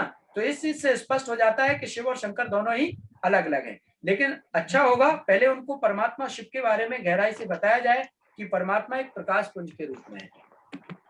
ठीक है ना? हम लोगों के वो जैन उसमें कहते हैं 24 जो तीर्थंकर है वो मोक्ष चले गए। अब इसमें हम लोगों को जो ज्ञान मिला वो कहते हैं मोक्ष होता ही नहीं है। देखिए, मोक्ष तो सबको ही मिलता है देखा जाए, पर मोक्ष कहते किसको ये समझना पड़ेगा। मोक्ष क्या है? मोक्ष का मतलब लोग समझते हैं कि हम जन्म मरण से छूट जाएंगे, पर वास्तव में कभी भी कोई जन्म मरण से छूटता नहीं है। मोक्ष का मतलब होता है, अभी हम जैसे सृष्टि पर हैं, अभी एक शरीर लिया, अभी छूटेगा, फिर दूसरा लेंगे, फिर तीसरा लेंगे। लेकिन अभी सृष्टि जब परिवर्तन होगी तो सारी की सारी जो आत्माएं हैं वो परम धाम में चली जाएंगी। सारी की सारी जो आत्माएं वो परम धाम चली जाएंगी। तो मोक्ष मिल गया, एक तरह से उनको मुक्ति मिल गई। माने परम धाम में जाना मतलब मोक्ष की प्राप्ति करना। लेकिन सदा के लिए मोक्ष नहीं होता, वो उनको धरती पर आना ही पड़ेगा। तो जो आत्माएं तैयारी करके जाती हैं वो सतयुग से आती हैं, जो थोड़ा कम तैयारी करके जाती है वो त्रेता युग से आती है, जो थोड़ा और कम करती है वो द्वापर से आती है, जो बिल्कुल तैयारी नहीं करते वो कलयुग में आते हैं। तो इस तरह से सदा के लिए मोक्ष किसी का नहीं होता। परम धाम में जब हम जाते हैं तो उसको हम कहते हैं मुक्ति, मोक्ष, और जब हम सतयुग में आते हैं तो उसको हम कहते हैं जीवन मुक्ति। तो ये है इसका मीनिंग। और लोग समझते हैं कि हमारे पावर आ जाती है और वो परमात्मा के पास परम धाम चले जाते हैं। लेकिन उनको कभी ना कभी जब सृष्टि परिवर्तन होगी, फिर से नई दुनिया स्थापन होगी, और फिर जब धर्म स्थापन करने की बात आएगी तो वो लोग फिर इस धरा पर आएंगे, इस तरह से लोगों को ज्ञान देने के लिए, प्रेरणा देने के लिए, है ना? उनका अपना पार्ट होता है। समय समय पर इस तरह की श्रेष्ठ आत्माएं, महान आत्माएं, धर्म आत्माएं इस धरती पर आती रहती हैं। लेकिन हमेशा हमेशा के लिए चाहे हम कि जन्म मरण से छूट जाए तो कोई भी नहीं छूटता। सभी को इस धरती पर आना ही पड़ता है। कोई कम बार आता है, कोई ज्यादा बार आता है, ऐसा रहता है। पर हमेशा के लिए कोई नहीं छूट सकता इस धरती से, इस खेल से नहीं छूट सकता कोई भी। कलयुग कितना बचा है अभी? अभी हम आगे के चैप्टर में चर्चा करेंगे कलयुग और सतयुग के बारे में। अभी वो एक चैप्टर है जिसपे शायद से कल चर्चा हम करेंगे, तो विस्तार से आपको बता सकेंगे उस पर, है ना? अभी जो समझाया इससे संबंधित अगर आपका कोई क्वेश्चन हो तो पूछ सकते हैं आप। सर मुझे एक चीज पूछनी है, जैसे जी। सहन करने की शक्ति है तो मतलब उसकी कोई लिमिट है या फिर सहन करते जाओ और सामने वाला उसे कभी कभी हमारी कमजोरी समझ लेता है? तो सर इस पर थोड़ा सा आप बताते हैं। आप ऐसा मानते हैं कि वो कमजोरी समझ रहा है मेरी सहन करने? नहीं, हम नहीं मानते कि वो हमारी कमजोरी है, हमें तो लगता है कि वो हमारी शक्ति है, लेकिन सामने वाला ऐसा मतलब सहन, पहले तो मैं आपसे ये पूछ लेता हूँ, सहन करने का मतलब क्या है? सहन करना मतलब क्या? बताएं आप थोड़ा, सहन करना मतलब क्या? एक्सप्लेन करो थोड़ा इसको, फिर मैं आपको सहन करने की डेफिनेशन बताता हूँ। सहन करना मतलब यही सर कि जो चीज हम चाहते हैं सामने वाला वो बिहेव करे या वैसा करे, वैसा वो नहीं करता है, कुछ ऐसे बिहेव करता है जो हम मतलब टॉलरेट नहीं कर सकते। उसका गुस्सा कह सकते हैं, उसकी कोई आदत कह सकते हैं, उसका कोई व्यवहार कह सकते हैं, और फिर भी हम उसके साथ सहन करके वो चीज़ें मतलब करते जाते हैं और अपनी शक्ति को तो हम मतलब यूज़ कर रहे हैं एक प्रकार से कि हम सहन करते जा रहे हैं। नहीं, क्या लेकिन होता वो है, मैं यस सर। मैं आपकी बात समझ गया, मैं आपको स्पष्ट करता हूँ थोड़ा-सा। सहन करने का मतलब ये नहीं होता है कि कोई हमें कुछ भी बोलता रहे और हम उसके प्रति कुछ बोले नहीं या सहन करते रहें। इसका मतलब ये बिल्कुल नहीं होता है।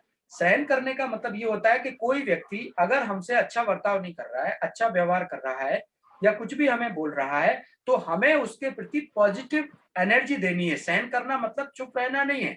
सहन करना मतलब बोलना नहीं है। सहन करना मतलब ये कि हमें अपनी शुभ भावना उसको देनी है। मैं यहाँ पे एक उदाहरण देता हूँ, मैं अक्सर करके उदाहरण सबको सुनाता हूँ, आपको भी सुनाता हूँ।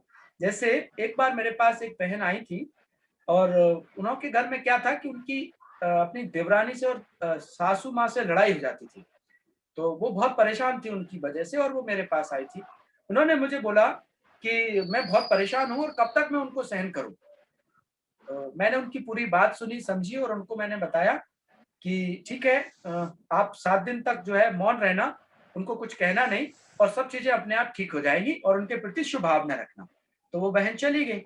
जब वो बहन घर पे गई, 7 दिन उन्होंने व्यतीत किए, 7 दिन के बाद वो 8वें दिन सीधा मेरे पास आई और वो आकर के कहती है, भाई साहब, आपने कहा था सहन करना या मौन रहना, मैं मौन रही, लेकिन अब हमारे घरवाले समझते हैं इनकी गलती होगी तभी ये मौन है। तो मैंने कहा अच्छा, ऐसी बात हो गई। मैंने उनसे पूछा कि जब आपकी सासू माँ या आपकी देवरानी आपको कुछ कहती थी, तो आपने उनको कुछ बोला? बोले नहीं, हमने तो कुछ नहीं बोला। मैंने कहा जब वो कुछ बोलती थी तो आपने कुछ सोचा? बोली हाँ, शुरू के 1-2 दिन तो कुछ नहीं सोचा, लेकिन चौथे 5वें दिन ज़रूर मैंने सोचा कि भैया ने मना किया था, नहीं अभी इनको बताती। तो क्या ये सहन करना हुआ? नहीं सर, बिल्कुल नहीं हुआ। बिल्कुल नहीं वो हुआ हमें ना? थॉट में भी नहीं सोचना चाहिए। यस। तो सहन करना मतलब ये होता है कि हम मुख से कुछ नहीं बोल रहे हैं, लेकिन उसके प्रति जो हमारी भावनाएं हैं वो कैसी हैं। अगर भावनाएं वो बदले की है, निगेटिव है, तो वो सहन करना नहीं हुआ। सहन करने का मतलब ये है कि आप उसके प्रति शुभ भावना रखो। वो अपनी आदत के बस है, वो मजबूर है। जैसे कोई व्यक्ति अगर बीमार है, तो बीमार के प्रति हम क्या करते हैं? सहानुभूति रखते हैं ना, यस सर। कि बीमार है, बेचारा परेशान है और हम जो बेस्ट होता है हम करते हैं। वो भले कुछ भी करता रहता है तो हम उसकी बात को इग्नोर करते हैं। तो ऐसे ही अगर कोई व्यक्ति अनावश्यक रीति से परेशान कर रहा है, तो हमें उसको अपनी शुभावना देनी है, अच्छी कामना उसके प्रति करनी है, लेकिन उसके प्रति गलत संकल्प नहीं करने, क्योंकि वो अपनी आदत के वशीभूत है, वो मजबूर है। उसके प्रति अपनी जो है अच्छी भावना रखते हुए हमें आगे बढ़ना है। तो सहन करना मतलब शुभ भावना रखना। और अगर आपको लगता है कि आपकी जो व्यक्तिगत चीजें हैं जिनको आपको लग रहा है क्षति पहुंच रही है या कुछ ऐसी बातें बार-बार आपको बोली जा रही है जिससे आप डिस्टर्ब हो रहे हैं, तो उसके लिए आप अपने संबंधियों का सहारा ले सकते हैं।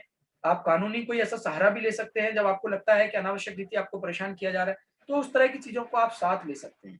लेकिन हमेशा अपनी शुभ भावना रखते रहें, शुभ भावना कभी नहीं छोड़ें, बदले की भावना नहीं रखें, सहानुभूति यस उसके सर। प्रति रखें, क्योंकि वो उस आदत के वशीभूत है। हम यस। सहन करना मतलब हम इग्नोर एक तरह से करें, वो कुछ भी कह रहा है हम उसकी बात को सुनते नहीं है, लेकिन बदले की भावना भी नहीं रखते। हम उसके प्रति दया का भाव, रहम का भाव, क्षमा का भाव, उसकी सद्बुद्धि का भाव, सद्बुद्धि परमात्मा उसको दे, ऐसा भाव हम उसके प्रति रखते हैं। ये इसका मतलब हुआ। ठीक है ना? यस सर, क्लियर है। ओके। और कोई कुछ पूछना चाहता है?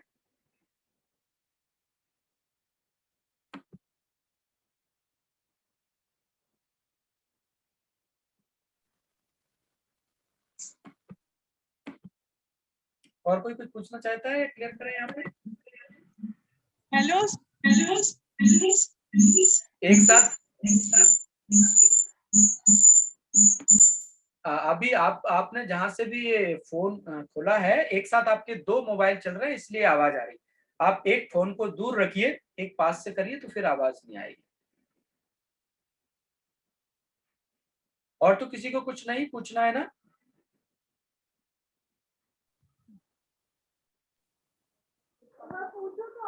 हेलो, जी जी बोलिए। ओम शांति भैया। ओम शांति, बोलिए। पापा कुछ पूछना चाहते हैं आपसे। जी जो ओम शांति। ओम शांति भाई साहब, ओम शांति जी, बताइए, स्वागत है ये आपका। था ये प्रकृति प्रकोप है कोरोना का, जी या कोई किसी शक्ति का प्रकोप है, या अनबैलेंस को बैलेंस करने का प्रकोप है? देखिए ये बात तो तय है, सृष्टि परिवर्तनशील है, समय समय पर बहुत सारे परिवर्तन इसमें होते रहते हैं। परमात्मा तो कभी इस तरह की प्रकोप किसी पर देता नहीं है।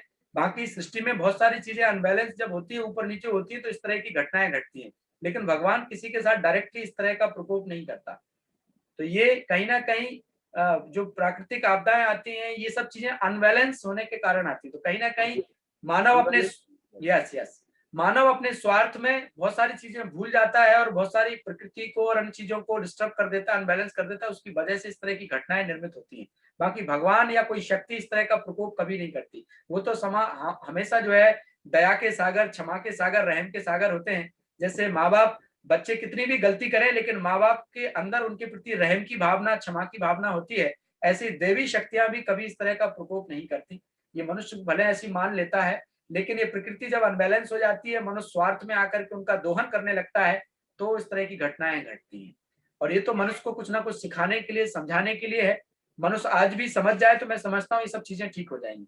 आज भी देखो हमारा प्रशासन, हमारे डॉक्टर्स कितनी मेहनत करके लोगों की, अपनी जान को जोखिम में डाल करके कितनी मेहनत करके लोगों की सेवा कर रहे हैं, लेकिन लोग हैं कि मान ही नहीं रहे। अब आप सोचो, मास्क लगाना जैसे कंपलसरी किया है तो जबरदस्ती मास्क लगवाना पड़ रहा है। भाई ये लोगों को समझना चाहिए है, जिनको हो गया है वो तो समझ रहे हैं, लेकिन जिनको नहीं हुआ है वो कहते हैं हमको कुछ नहीं होगा। बताओ, उन पे प्रशासन को जुर्माना लगाना पड़ रहा है, समझाना पड़ रहा है, जबरदस्ती करनी पड़ रही। तो ये मनुष्य अपनी शक्तियों को, अपने मूल्यों को भूल गया है। आप सोचिए कि वो उन चीजों का पालन नहीं कर रहा है। अगर सभी मास्क लगाएं, थोड़ा दूरी बना करके रखें और लोग एक दूसरे का सम्मान करें और प्रशासन या शासन का जो सहयोग करें, तो मैं समझता हूँ इन चीजों से बचा जा सकता है। समय समय पर ये सब चीजें, प्राकृतिक परिवर्तन होते रहते हैं, सृष्टि परिवर्तनशील है, इस तरह के चेंजेस होते रहते हैं, पर लोग अगर सावधानी बरतें तो इन सब चीजों से बचा जा सकता है। पर लोगों की लापरवाही की वजह से सब चीजें हो रही हैं, अन्यथा ये सब चीजें भी ठीक हो जाएंगी थोड़े ही समय में, है ना। थैंक यू, धन्यवाद। जी जी, ओम शांति। ओम शांति। अच्छा लगा आपने प्रश्न पूछा जी। और भी कोई कुछ पूछना चाहता है?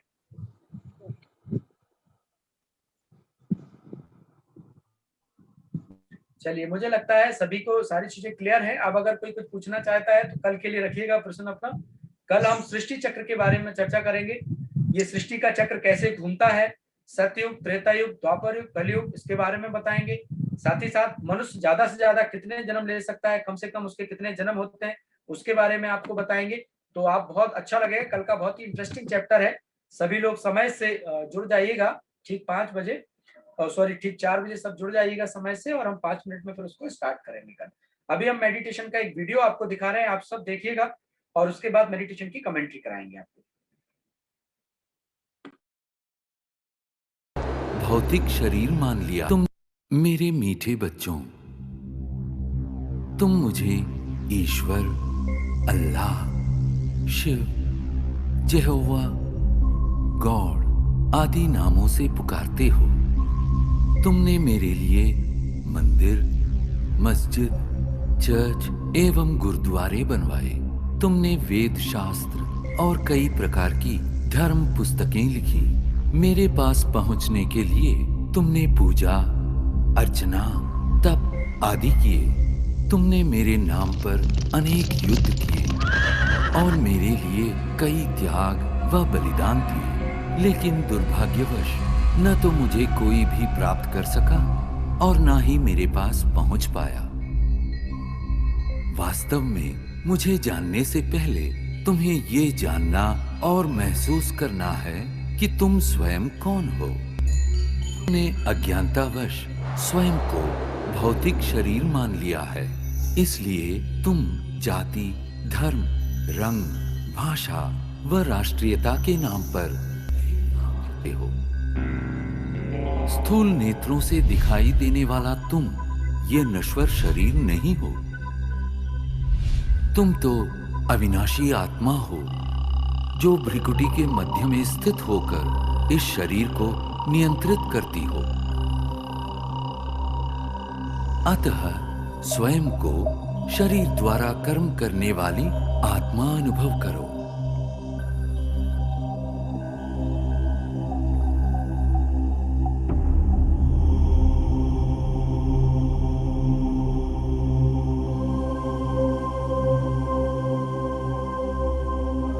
अब कुछ क्षणों के लिए सांसारिक बातों व उनके वातावरण से स्वयं को अलग करो।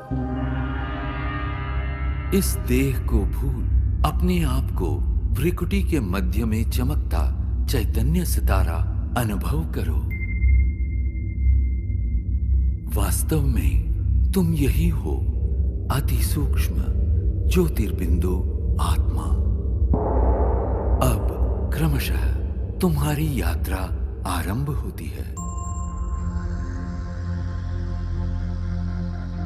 इस भौतिक दुनिया और देह से ऊपर उठकर नीले गगन की ओर।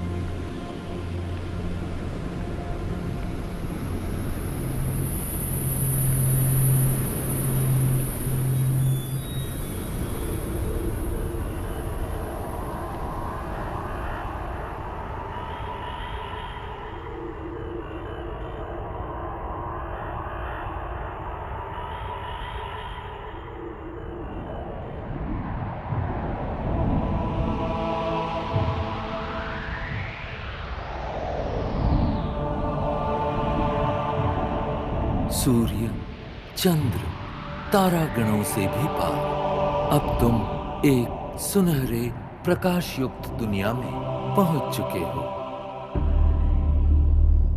ये वो आत्माओं की दुनिया है जिसे ब्रह्मलोक, शांति धाम, मुक्ति धाम व परम धाम कहा जाता है।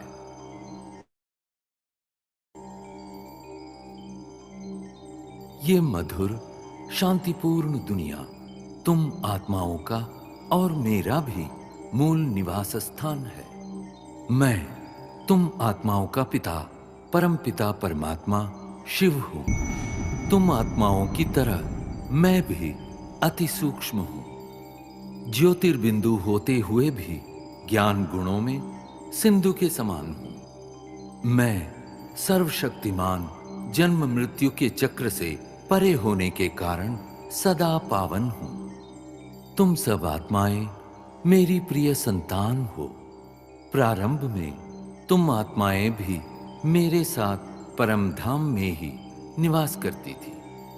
बाद में तुम जन्म और कर्म का अविनाशी अभिनय करते सृष्टि नाटक मंच पर अवतरित होते हो।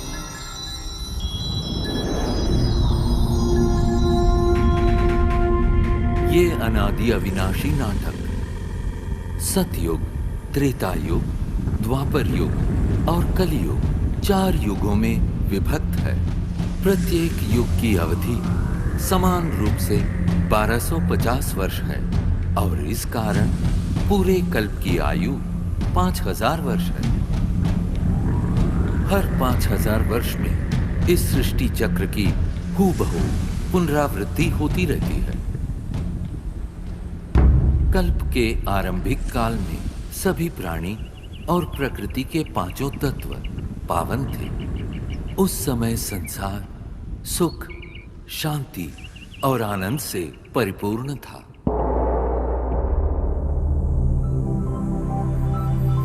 यही वो समय है जिसे सतयुग और त्रेता युग के नाम से जाना जाता है, जहां तुम देवी देवता के रूप में रहते थे। इस 2500 वर्ष की अवधि को स्वर्ग, वैकुंठ, बहिश्त, जन्नत, पैराडाइज आदि नामों से जाना जाता है। सतयुग अर्थात स्वर्ण युग में श्री लक्ष्मी और श्री नारायण का अटल अखंड राज्य था। तत्पश्चात त्रेता युग अर्थात रजत युग में श्री सीता एवं श्री राम ने राज्य किया।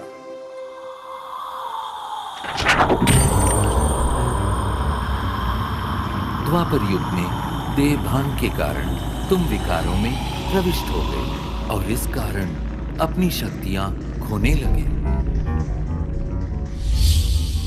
इस अवधि में भिन्न भिन्न धर्म पिताएं आए और अपना धर्म स्थापित किए। प्रारंभ में इन धर्मों की स्थापना सारी मानव जाति को एक सूत्र में बांधने और उनका सही मार्ग प्रदर्शन करने के लिए हुई थी। अब इस कलियुग अर्थात कलह युग में मानव मन में विद्यमान पांचों विकार चरम सीमा पर है, जिनके कारण पांचों तत्व प्रदूषित हो गए हैं और तुम शांति एवं खुशियों से वंचित हो गए हो। परिणामतः दुख अशांति के दलदल से मुक्ति पाने के लिए तुम मुझे पुकारने लगे। यदा यदा हि धर्मस्य ग्लानिर्भवति भारत अभ्युत्थानमधर्मस्य तदात्मानं सृजाम्यहम् परित्राणाय साधूनां विनाशाय च दुष्कृतां धर्म संस्थापनार्थाय संभवामि युगे युगे। जब जब धर्म की ग्लानि होती है एवं अधर्म व पाप में वृद्धि होती है, तब तब सत धर्म की स्थापना और श्रेष्ठ विश्व नवनिर्माण हेतु मैं धरती पर अवतरित होता हूँ। इस दिव्य व पावन अवतरण के काल को संगम युग कहते हैं। कलियुग और सतयुग के संगम का ये समय अत्यंत कल्याणकारी है। गीता में दिए इन वचनों के अनुसार अब भारत भूमि पर मेरा अवतरण हो चुका है। प्रजापिता ब्रह्मा के साकार मानवीय तन में मैं प्रविष्ट एवं सन्निविष्ट होकर सहज गीता ज्ञान एवं राजयोग द्वारा तुम आत्माओं को पावन बनाने का महान कार्य कर रहा हूं। अब तुम देह सहित देह के सर्व संबंधों को भूल स्वयं को आत्मा निश्चय कर मुझ परम पिता परमात्मा को याद करो। यही राजयोग है जिसके द्वारा तुम्हारे जन्म जन्मांतर के विकर्म दग्ध होंगे और तुम सर्व गुणों एवं सर्व शक्तियों से संपन्न हो जाओगे। याद रखो, प्रकृति के पांचों तत्व भी तुम्हारे इसी संपन्नता की प्रतीक्षा कर रहे हैं। मेरे प्यारे बच्चों, मैं वही हूं जिसे तुम अनेक वर्षों से खोज रहे हो। मैं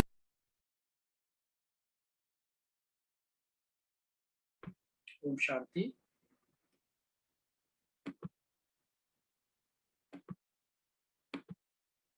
ओम शांति। सभी ने देखा होगा वीडियो? सभी ने देखा अच्छे से? हाँ जी। ओम शांति। ओम शांति। क्या समझ आया उसमें? कोई एक एक्सप्लेन करके बता सकता है क्या समझा वीडियो से?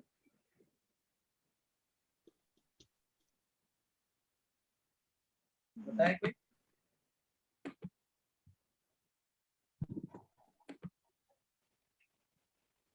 क्या देखा उसमें? मेडिटेशन के बारे में जो बताया उसमें क्या देखा? स्टार्टिंग की जो थी वो मेडिटेशन को लेकर के थी। ओम शांति। ओम शांति जी। अपने को शरीर न समझकर आत्मा समझना। Very good. उसमें स्टार्टिंग में यही दिखाया था कि शरीर यहाँ बैठा है और मैं आत्मा भ्रुकुटी के मध्य से निकलकर ऊपर की ओर जा रही हूँ और सूर्य चांद तारा गण को पार करते हुए अपने घर में अपने पिता के पास पहुंच गई। ये अभ्यास मुझे रोज करना है। मतलब आप भले अपने घर में रह रहे हैं, भले संसार में हो, लेकिन आपको थोड़ा समय इस पांच तत्वों के शरीर से निकलकर अपने आप को ऊपर जरूर लेके जाना है परमात्मा के पास। और कुछ पल के लिए, कुछ मिनटों के लिए अपने आप को परमात्मा के समीप अनुभव करो, तो परमात्मा की शक्ति से हमारी आत्मा जो है वो शक्तिशाली बन जाएगी, दिव्य गुणों से भर जाएगी और इसमें जो भी बुराइयां, कमी, कमजोरियां आ गई हैं वो सब दूर हो जाएंगी और शक्ति भर के फिर आप शरीर में आइए वापस से। ऐसा अभ्यास अगर आप रोज करते हैं तो आपको बहुत अच्छे परिणाम जो है इसके मिल सकते हैं। 2-4-6 दिन में ही आप जब करेंगे तो आप बहुत अच्छा फील करेंगे। चलिए अभी हम सब मेडिटेशन करेंगे। सब सीधे होकर के बैठे, सब सीधे होकर के बैठ जाए। मैं यहाँ से कमेंट्री दे रहा हूँ, आप उसको फील कीजिएगा।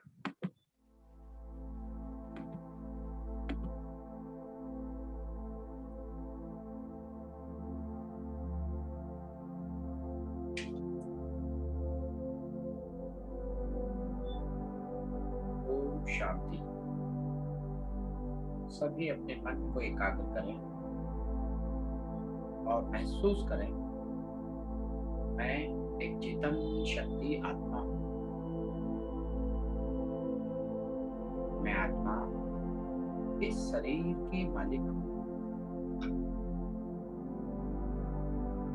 ये शरीर मेरा है परंतु मैं शरीर से भिन्न हूं। मैं आत्मा आंखों द्वारा देखने वाली, मुख द्वारा बोलने वाली, कानों द्वारा सुनने वाली चेतन शक्ति।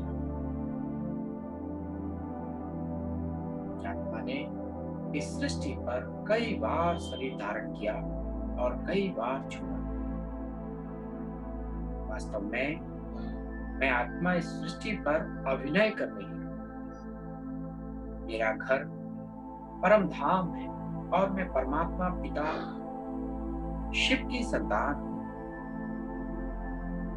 मैं आत्मा कुछ पल के लिए अपने इस 5 तत्वों के शरीर को यहाँ ही छोड़कर त्रिपुटी के मध्य सिंहासन से निकलकर ऊपर की ओर जा रही हूं। देखें अपने आप को। चेतन सितारा त्रिपुटी से निकलकर ऊपर की ओर जा रहा है। सूर्य चांद तारागण को पार करते हुए और ऊपर एक गहन शांति की दुनिया में मैं आत्मा पहुंच जाती हूँ। चारों शांति ही शांति है। ये परम धाम, शांति का देश मुझ आत्मा का असली घर है। मैं आत्मा यहाँ की ही रहने वाली हूँ। इसी परम धाम से मैं आत्मा सृष्टि रूपी रंगमंच पर अभिनय करने के लिए गई थी। अभी अपने घर में अपने पिता के समीप आ चुकी हूँ। अब महसूस करें मैं आत्मा उस सर्वशक्तिमान परम पिता परमात्मा के समीप हूँ जो सारी सृष्टि का सृजनहार है, सारी सृष्टि का पिता है। आप देखें परमात्मा जो ज्ञान गुण शक्तियों में अनंत है, उनसे निकलता हुआ पवित्र प्रकाश, शक्तिशाली प्रकाश मुझ आत्मा में समा रहा है। परमात्मा की शक्ति से मैं आत्मा एकदम शुद्ध और पवित्र होती जा रही हूँ, शक्तिशाली होती जा रही हूँ। मेरे अंदर की सारी नेगेटिविटी, सारे व्यर्थ विचार सब समाप्त हो रहे हैं। मैं आत्मा अनेक अनेक दिव्य गुणों से भर गई, शक्तियों से भरपूर हो गई। मेरा मन शक्तिशाली हो रहा है, मेरी बुद्धि दिव्य हो रही है।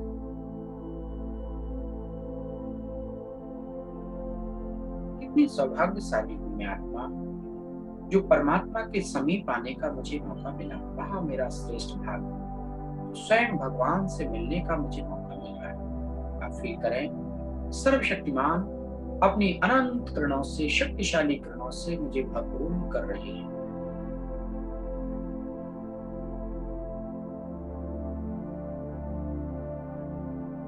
उस पल के लिए दुनिया के सर्व बंधनों से मुक्त मैं आत्मा परमात्मा के समीप अनंत शक्तियों से अपने आप को भर रही है। फील करते रहें।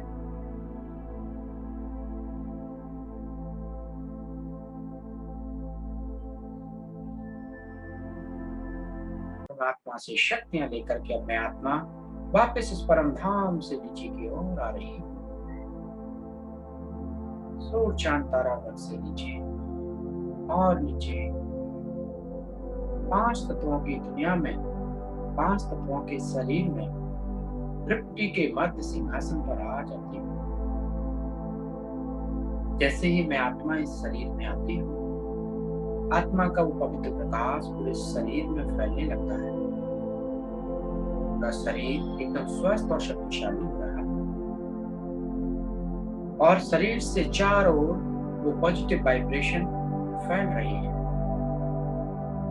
अब आप देखें, आपको जो जो कार्य करने हैं या जिन जिन से मिलना है वो कार्य करते हुए देखें। मैं जिस भी कार्य को कर रहा हूँ या कर रही हूँ, मुझे उस कार्य में सफलता मिल रही है। मैं जिससे भी मिल रहा हूँ, मेरी पॉजिटिव एनर्जी उसके पास ट्रांसफर हो रही है। सबका व्यवहार मेरे प्रति पॉजिटिव होता जा रहा है। मैं जिससे भी बात कर रही हूँ, मेरी वाणी में मधुरता, मेरे व्यवहार में सरलता और मेरे कर्म करने की श्रेष्ठता मुझ में आ गई है। हर कार्य में मुझे सफलता मिल रही है। सभी लोग जिनके भी मैं संपर्क में आ रही हूँ, मेरी पॉजिटिविटी उन सबको पॉजिटिव इफेक्ट कर रही है। उनकी नेगेटिविटी का प्रभाव मुझ पर नहीं हो रहा है। सब लोग मुझसे मिलकर बहुत प्रसन्न हो रहे हैं, बहुत खुश हो रहे हैं और मैं खुद भी अपने जीवन को बहुत खुशनुमा तरीके से जी रही हूँ। मुझे इसी भाव के साथ जीवन जीना है कि परमात्मा मेरे साथ है, उसकी शक्तियां मेरे साथ है, हर कार्य में मेरी सफलता निश्चित है। मुझे चिंता करने की जरूरत नहीं है। मैं परमात्मा की शक्तियों के घेरे में हूँ, परमात्मा के सुरक्षा कवच में सुरक्षित हूँ। ओम शांति, ओम शांति, ओम शांति। तो इस तरह से रोजाना जो है हम सकारात्मक चिंतन करें। कभी परमात्मा के पास जाएं, कभी परमात्मा को अपने पास बुलाएं। जब आप ऐसा करेंगे तो आप देखेंगे धीरे धीरे सारी नेगेटिविटी बाहर हो जाएगी और हम पॉजिटिव एनर्जी से भर जाएंगे। जैसे आपने देखा होगा, कभी कोई किसी गंदे पात्र में अगर साफ नल को खोल दिया जाए, किसी में गंदा पानी भरा हुआ है उस पात्र में और साफ नल को खोल दिया जाए, तो एक समय में वो गंदा पानी बाहर हो जाता है और साफ अंदर हो जाता है। ऐसे ही अगर हम रोज सकारात्मक चिंतन करते रहे तो जो हमारे अंदर नेगेटिविटी थी, जो बुरी आदतें थी, वो ऑटोमेटिकली समाप्त हो जाएंगी। हम लोग क्या करते हैं, नेगेटिविटी को भगाने का प्रयास करते हैं, बुरी आदतों को छोड़ने का प्रयास करते हैं, इसलिए वो छूटती नहीं है। तो सबसे अच्छा तरीका ये है कि हम उसके बदले में अच्छी आदतें अपने अंदर डाल दें, अच्छा चिंतन करना शुरू कर दें, अच्छा सोचना शुरू कर दें, तो आप देखेंगे कि जो भी व्यर्थ और नेगेटिव था वो ऑटोमेटिकली समाप्त हो जाएगा। तो ये जो है इसका तरीका है। मैं समझता हूँ आज के सेशन के लिए इतना काफी है। आज सेशन पूरा करते हैं और कल हम पुनः सभी से मिलेंगे 4 बजे। अगर आप में से किसी को कुछ कहना है तो मैं समझता हूँ बता सकते हैं मुझे। पूरा करें सेशन। ओम शांति। चलिए, आप सभी का बहुत बहुत धन्यवाद हमारे साथ जुड़ने के लिए। कल पुनः मुलाकात करेंगे, तब तक के लिए ओम शांति। धन्यवाद। ओम शांति भाई जी। ओम शांति। ओम शांति।